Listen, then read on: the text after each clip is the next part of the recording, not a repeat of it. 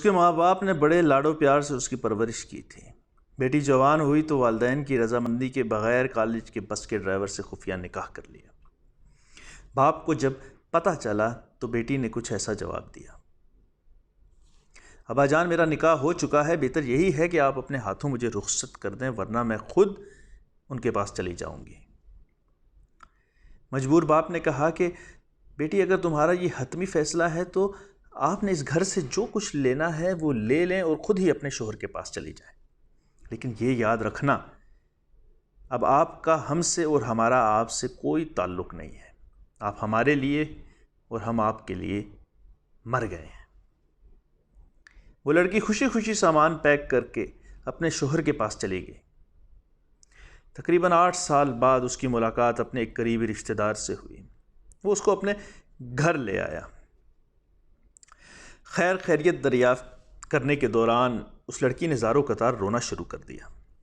وہ رشتہ دار سمجھا کہ شاید گھر کے حالات صحیح نہیں ہوں گے، والدین کی نافرمانی اور جدائی کا پچھتاوا اسے رلائے جا رہا ہوگا۔ بہرحال تمام گھر والوں نے اسے دلاسے دیے اور رونے کی وجہ دریافت کی۔ بہت اسرار کے بعد اس نے رونے کی وجہ بتائی اور سب کا دل ہل گیا۔ اس نے کہا کہ میں نے والدین کی نافرمانی کی، ان کے ساتھ سب تعلقات ختم ہو گئے۔ اس کا پچھتاوا تو مجھے ساری زندگی رہے گا۔ مالی لحاظ سے بھی مجھے کوئی پریشانی نہیں ہے، اللہ کا دیا ہوا سب کچھ ہے میرے شوہر کے گھر میں۔ لیکن میرے لیے جو بات سب سے زیادہ تکلیف دہ ہے وہ کچھ اور ہے۔ میری صرف ایک ہی بیٹی ہے۔ میرا شوہر جب بھی نماز پڑھنے کے بعد دعا مانگتا ہے تو میں نے اکثر اس کو چپکے سے کئی بار یہ دعا کرتے ہوئے سنا ہے۔ وہ روتے ہوئے اور گڑ گڑاتے ہوئے اللہ تعالیٰ سے صرف ایک ہی دعا مانگ رہا ہوتا ہے: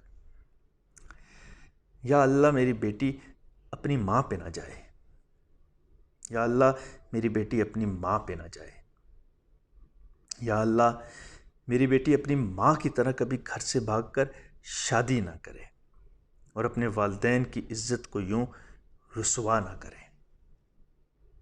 یہ دعا وہ ہمیشہ مانگتا رہتا ہے۔